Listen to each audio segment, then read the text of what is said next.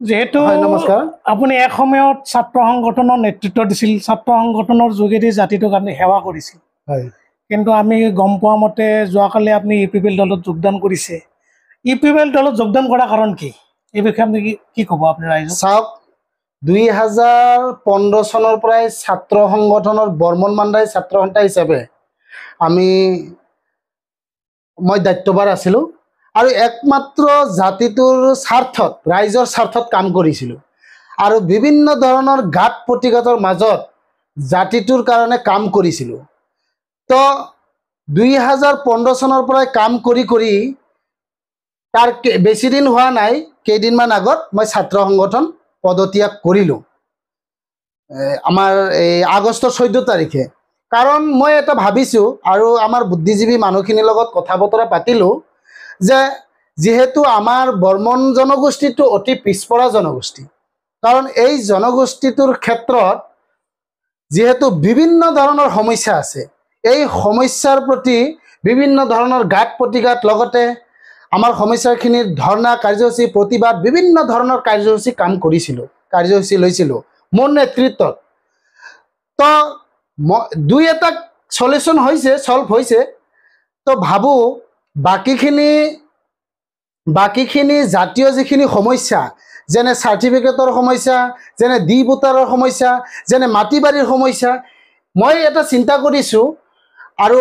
আমাৰ বুদ্ধিজীৱী মানুহখিনিৰ লগত কথা বতৰা পাতিছোঁ যে এটা কথা, যেহেতু ছাত্ৰ সংগঠন কৰাৰ পিছত যিকোনো এটা পলিটিচিয়ানৰ মানে কিবা লাগে, সহযোগী লাগে, সেই হিচাপে মই ছাত্ৰ সংগঠন আগষ্টৰ 14 তাৰিখে পদত্যাগ কৰিলোঁ আৰু অব্যাহতি লৈছোঁ। তো এতিয়া ভাবিছোঁ যে যিকোনো আমাৰ জাতিৰ সমস্যাৰ সমাধান কৰিবলৈ কাৰণে আমাৰ ৰাজনৈতিকৰ হাত লাগে বা ৰাজনৈতিকৰ দ্বাৰাই এই সমস্যাখিনি সমাধান কৰিব পাৰিব বুলি এটা অনুভৱ হয়। তাৰ কাৰণে ভাবিছোঁ যে বৰ্তমান চৰকাৰ যি প্ৰমোদ বড়োৰ নেতৃত্বত বিভিন্ন জাতি জনগোষ্ঠীৰ মাজত এটা সমন্বয় বাতাবৰণ সৃষ্টি হৈছে আৰু যেহেতু আমি শান্তিৰে জীয়াই থাকিব পাৰিছোঁ, বিশেষকৈ এটা কথাই চিন্তা কৰিব লাগিব, প্ৰমোদ বড়োৰ নেতৃত্বত বিভিন্ন জাতি জনগোষ্ঠীৰ এটা সমন্বয় আৰু এটা বাতাবৰণৰ সৃষ্টি হৈছে আৰু বিশেষকৈ বিভিন্ন উন্নয়নৰ ক্ষেত্ৰত এটা ৰাস্তা আহিছে বা দেখিবলৈ পাইছোঁ আমাৰ নিজৰ মানে চকুৰে বা আমাৰ পৰিলক্ষিত হৈছে। তাৰ কাৰণে ভাবিছোঁ বৰ্মন জনগোষ্ঠীটো অতি পিছপৰা, তাৰ কাৰণে ভাবিছোঁ ৰাজনৈতিকভাৱে কিবা নহয় কিবা এটা জাতিৰ সমস্যাৰ কাৰণে মাত মাতি সেই সমস্যাখিনি সমাধান কৰিব পৰা যায় নেকি। তো ঠিক তেনেকুৱা পৰিকল্পনাৰ চিন্তা চৰ্চা কৰি যোৱাকালি আমি প্ৰমোদ বড়ো ছাৰৰ বাসগৃহত গৈ 45 জন আমি জইনিং লৈছোঁ আৰু মোৰ নেতৃত্বত 45 জন জইনিং হৈছে। আমাৰ মুদৈবাৰী সমষ্টিৰ পৰা গৈছে 15 জন আৰু ভেৰগাঁও খৈৰাবাৰী টোটেল 45 জন জইনিং হৈছে। তো অনাগত দিনবোৰত প্ৰমোদ বড়োৰ চৰকাৰৰ নীতি আৰু আদৰ্শত ভাল পাই আমি জইনিং হৈছোঁ জাতিটোৰ বিভিন্ন ধৰণৰ সমস্যাৰ কাৰণে। মই ভাবিছোঁ যে অনাগত দিনবোৰত বৰ্তমানলৈকে মোৰ লগত যোগাযোগ কৰি আছে আৰু বাকী নেতাবিলাক বিজেপি আৰু বিপিএফৰ নেতাবিলাক মোৰ লগত কথা বতৰা পাতি আছে, এওঁলোকেও প্ৰমোদ বড়ো ছাৰৰ নেতৃত্বত যি চৰকাৰখন চলি আছে এই চৰকাৰখন ভাল পায়। মই যেনেকুৱা ধৰণৰ প্ৰমোদ বড়ো ছাৰক আঁকোৱালি লৈছোঁ, ঠিক তেনেকুৱা আৰু কেইজনমান ব্যক্তিয়ে, হাজাৰ হাজাৰ ব্যক্তিয়ে মোৰ লগত যোগাযোগ কৰি আছে। তো অনাগত দিনবোৰত আৰু আহিব আৰু অনাগত দিনবোৰত ছাৰক আঁকোৱালি ল'ব আৰু এতিয়া ৰাইজে সজাগ হৈছে, সচেতন হৈছে। এতিয়া আৰু বেলেগ নাই, এতিয়া প্ৰচাৰ মাধ্যমত প্ৰচাৰ হৈ আছে ইউপিপিএল চৰকাৰ অৰ্থাৎ বৰ্তমান চৰকাৰখন দুবাৰো নাও, তেওঁলোকে কোনো ধৰণৰ উন্নয়ন কৰা নাই। আগৰ হাগ্ৰামা চৰকাৰৰ দিনৰ উন্নয়নকে ঢোকডাল বজাই প্ৰচাৰ তেওঁলোকে কৰা বুলি প্ৰচাৰ কৰিছে।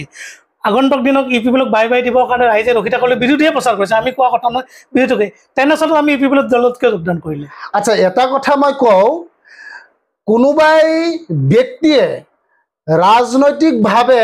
যিসকলে ক্ষমতাত থাকিব বিচাৰে তেওঁলোকৰ ক্ষমতাৰ স্বাৰ্থতহে ক'ব বিচাৰে, কিন্তু এইটো ৰাইজে কোৱা কথা নহয়, এইটো নিজে সজহে কথা। তো মই ভাবোঁ যে আগন্তুক দিনবিলাকত যে শক্তিশালী হ'ব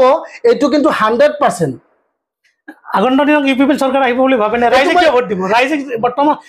এইখন চৰকাৰৰ ৰাইজে কিয় ভোট দিব লাগে চাওক এটা কথা ক'বলৈ বিচাৰিছোঁ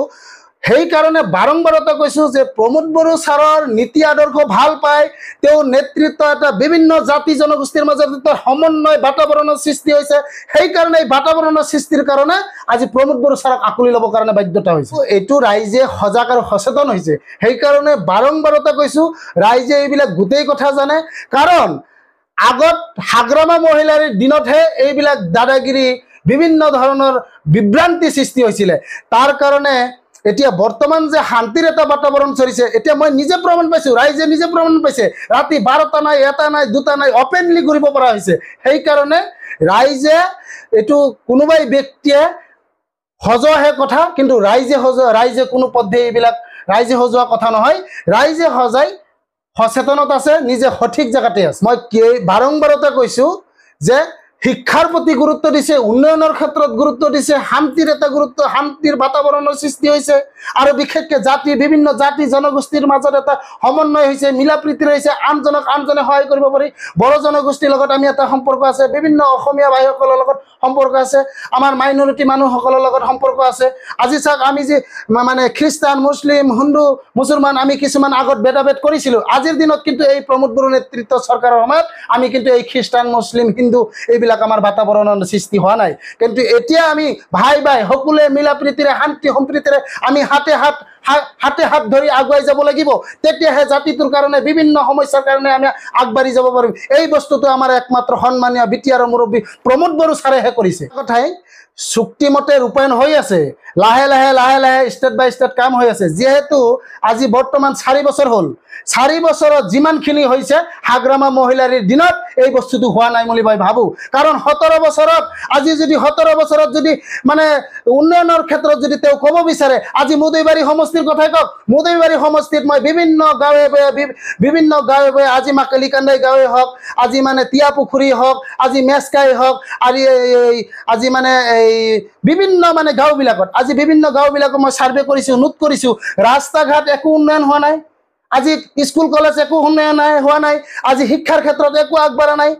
আজি সেই সময়ত কিয় হোৱা নাই এতিয়া বৰ্তমান প্ৰমোদ বড়ো চৰকাৰৰ সময়ত লাহে ডিসিপ্লিন মেণ্টেলিটিত কাম কৰি আছে ৰাস্তা ঘাট পৰা আদি কৰি শিক্ষাৰ ক্ষেত্ৰত লাহে আগবাঢ়ি আছে সেইটো মই গৃহ বিশ্বাস মই যেহেতু মুদৈবাৰী সমষ্টিত খৈৰাবাৰী সমষ্টিত বহুত দিন ধৰি ছাত্ৰ সংগঠনৰ পৰা বিভিন্ন জাতি জনগোষ্ঠীৰ মাজত গৈছোঁ ঘৰে গৈছোঁ গাঁৱে গৈছোঁ মই এইবিলাক নিজে চকুৰে দেখিবলৈ পাইছোঁ আৰু ৰাইজে কোৱা কথা যে আগত BPF চৰকাৰ থকাৰ অৱস্থাত এইবিলাক উন্নয়ন হোৱা নাছিলে এতিয়া বৰ্তমান UPPL প্ৰমোদ বড়ো চৰকাৰৰ সময়ত এইবিলাক ধুনীয়া মানে ডিসিপ্লিন মেণ্টেলিটি এইবিলাক মানে কাম বনবিলাক হৈ আছে এইটো সত্য কথা যে মই নিজে চাইছোঁ এতিয়া লাহে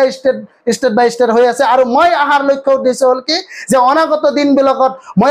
প্ৰমোদ বড়ো চৰকাৰৰ লগত প্ৰমোদ বড়ো ছাৰৰ লগত থাকি ৰাইজৰ হৈ কাম কৰিম ৰাইজৰ বিভিন্ন ধৰণৰ সমস্যাৰ প্ৰতি মাত মাতিম ৰাইজৰ আজি বিভিন্ন ধৰণৰ দুৰ্দশাবিলাক মাত মাতি আগুৱাই যাম একেলগে ৰাইজৰ লগত হাতে হাত ধৰি আমি আগবাঢ়ি যাম বিভিন্ন জাতি জনগোষ্ঠীৰ মাজত এইটো মোৰ লক্ষ্য উদ্দেশ্যৰে যোৱাকালি মই প্ৰমোদ বড়ো ছাৰৰ বাসগৃহত মই উপস্থিত হৈ জইনিং কাৰ্যসূচী লৈছোঁ আৰু মোৰ নেতৃত্বত 45 জন জইনিং হৈছে অনাগত দিনবোৰত হাজাৰ জইনিং হ'ব বুলি মই মানে